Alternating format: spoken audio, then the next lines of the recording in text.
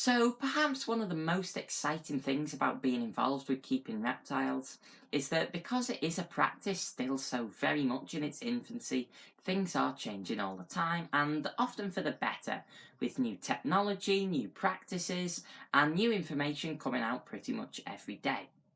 Now, perhaps the biggest change in the past couple of years has been people switching over from sterile plastic plants and hides and things over to naturalistic bioactive enclosures.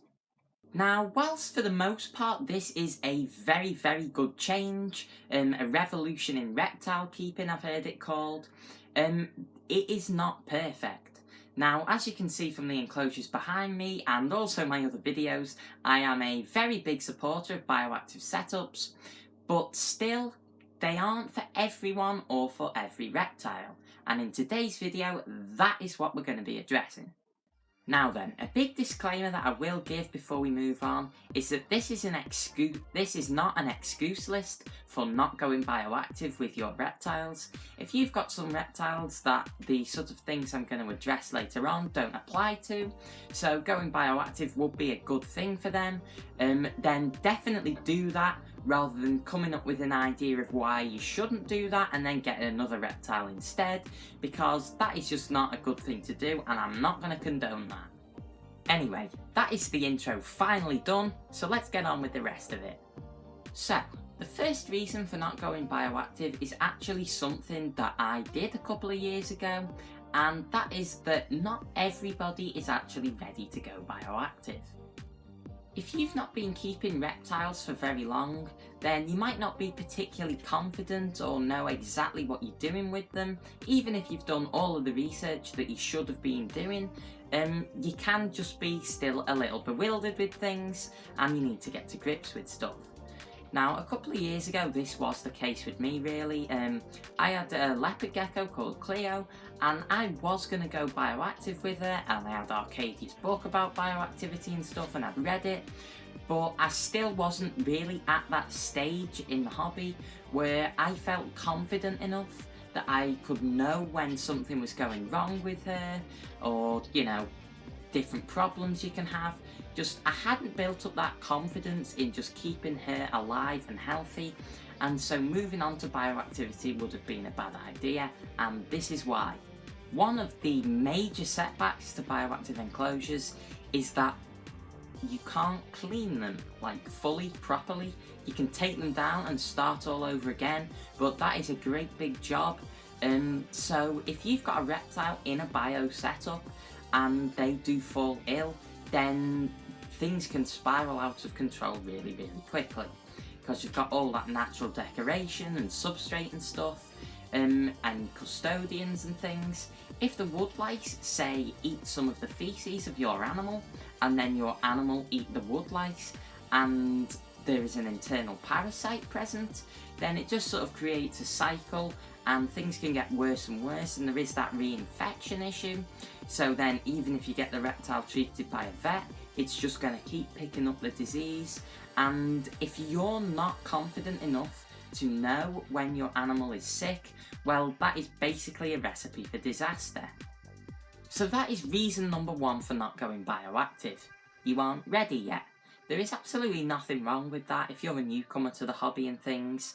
Take a couple of years just getting used to keeping reptiles the old-fashioned way, because it is easier even though it's not as good, and just get your confidence built up, know what you're doing with your animals, know your animals, and once you've done that, then move into bioactive setups and you should have no problems really. Now would probably be a good time to mention that if you don't know why exactly you would want to go for a bioactive enclosure in the first place, then I have actually made a video all about this. I'll throw a link up to it in the top right hand corner of the screen right now and you can check it out if you want. But that video does just explain the benefits of going bioactive and the thought processes behind it. But without further ado, let's carry on with the video. Now then, readdressing the sort of reinfection topic, not all reptiles are actually ready for a bioactive enclosure, and this is because they are ill. As may be imaginable, in a sort of naturalistic, uncleanable setup, as it were. A sick reptile is only going to get more sick and potentially die in quite a short amount of time. So before going bioactive with any reptile, it is a very, very good idea to have a long quarantine process. I would say at least 2, if not 3 months. And then get some fecal exams at the end of it. It might be a bit expensive now, but it is much better than the upset of a couple of months later, finding out that your reptile was ill, and not only has it died as a result of being in a bioactive setup and being reinfected with things, but you're going to have to strip down that bioactive system now because it's going to be seeded with pathogens or whatever's caused the issue. Saying that though, there have been some miraculous cases reported of sort of ill reptiles being put into naturalistic setups, just suddenly becoming better. Now do take that with a pinch of salt, because bioactivity is not a cure-all in any way, shape or form. It is just a way of achieving wild recreation, which we'll talk about again in a second. But it is worth noting that the issues in a sterile setup can actually be much worse than in a naturalistic one, and one of these is to do with humidity being a much bigger problem for respiratory infections inside a sterile enclosure than a bioactive one, and this is something that I will touch again in another video in the future, but it is something to bear in mind. Now on that note, people might not be ready for going bioactive, not because they don't know how to read their animals or don't know how to tell if they're healthy or whatever, but because they don't have the right mindset for it. Now, I actually think, to be honest, that quite a shocking number of people, or percentage really, of people with bioactive setups don't really get exactly why they're doing it. They do it because they think it looks nice purely or whatever. But really, for me, it is part of recreating the wild environment for your animals. Now you'll see from the banner on my channel that really it is my mission statement to try and recreate the wild for all of my animals, minus, as I've said time and time again, the selective pressures of predation and disease and things. And for me, bioactivity is just a really good rung up the ladder, if you like, to achieving wild recreation. Whether you've got a bioactive setup or not, you're still going to need the correct lighting and heating, and also humidity, but as I've sort of mentioned, it is a bit different in the different types of setup. But at the end of the day, if you've got 2 setups where you're keeping the animal in exactly the same way, apart from one enclosure being bioactive and one enclosure not being bioactive, for me, the bioactive enclosure one has really got to come out on top for achieving the wild and just being enriching for your animal. Now, if you're in the mindset that a bioactive system is just the same as a sterile one, but you chuck some coconut fibre and wood lice in and call it a day, well, before you go bioactive, find out what it really is that you're trying to achieve with wild recreation and how bioactivity actually helps with that. Again, I have addressed this at length in that video I linked earlier on. It'll still be up in the little I button in the top right hand corner of the screen if you want to check it out. But really, if you're going to go bioactive, you've got to understand why you're doing it. Always remember that if your care is not up to scratch, then a bioactive enclosure can still be fundamentally flawed, and if this is the case, well, it can actually be much worse than in an old-fashioned sterile setup for what's going to happen to your reptile. So that is a cause, again, for making sure you understand your animals and what they need before getting into bioactivity, but it's also a cause for having that correct mindset. If you know what you're doing recreating the wild, then you're going to have no issue at all with a bioactive system, with issues like impaction and things. So, the fourth and sort of final reason that I can think of for not going bioactive is that it might just not work out with what your plans are. And the biggie that sticks out to me is with breeding.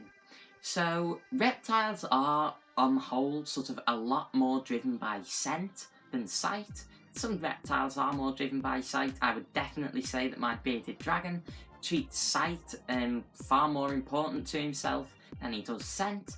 but for the most part, reptiles do tend to rely on scent a lot. Now, when it comes to breeding reptiles, these scents and pheromones and things can have a really big impact on whether they're going to breed or not, or how they're going to cope through the breeding season. And for a bioactive system that isn't cleanable, you as an owner can't step in and erase any scents that in the wild will be taken away by the wind or simply distance as the animal moves away. Because remember, it is in an enclosure and that is a limit of captive keeping. But the point really, just to cut to it, is that a bioactive system might not work for this. It might be more appropriate to keep a more sterile, traditional setup where you can introduce you to animals, let them do their business and let them lay eggs, and then remove the eggs and clean things out so that they can move on from that and then breed again, say, like twice in a season. I'm not much of a breeder, I don't know these things, I just know that scents are really important for that. And so a bioactive system where it's really going to limit your control over that probably isn't the best idea. So just to recap the points addressed in this video, there are just a few reasons why you might not want to go bioactive. Firstly, you might not be ready for it and you might need more experience with your reptiles to know whether they're going to do well in a bioactive system. Then, even if you know that they won't do well, then bioactivity is not going to be for them. Wait till they've been treated and they've got no internal parasites or diseases and things, and then think about doing it. As well, you've also got to understand why you want to go bioactive, what the benefits are and what you're trying to achieve. And finally, you may not want to go bioactive if you're trying to breed, say, and doing it is going to limit your control over a factor that is going to have a big impact on your reptiles.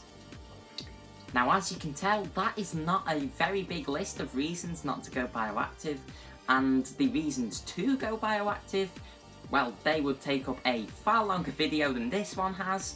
So if you don't fit into any of those sort of 4 categories, if you like, that I've outlined in this video, then definitely consider bioactive, and I want to see you doing it. So then guys, that does bring us to the end of this episode of Bioactive Basics, and I do really hope you've enjoyed it. Now, thanks for watching to the end, and if you have, I do presume that you're going to be a subscriber to this channel, or if you're not already, then you are going to subscribe, which would be awesome. But what I want to announce is that I do have a 2,000 subscriber Q&A planned, because we are approaching that milestone remarkably fast, which I will thank you all for formally in a future video. But right now you can start leaving me your questions. I've done a couple of Q&As in the past and they haven't done spectacularly well, but this time around is going to be an actual extra special one because I am doing a collab video with someone, and I will be releasing who that is shortly and giving you more information and things. But for now, start leaving me some questions and then I will respond to them in a video coming soon. So that's it for today, and I'll see you in the next one. Bye guys.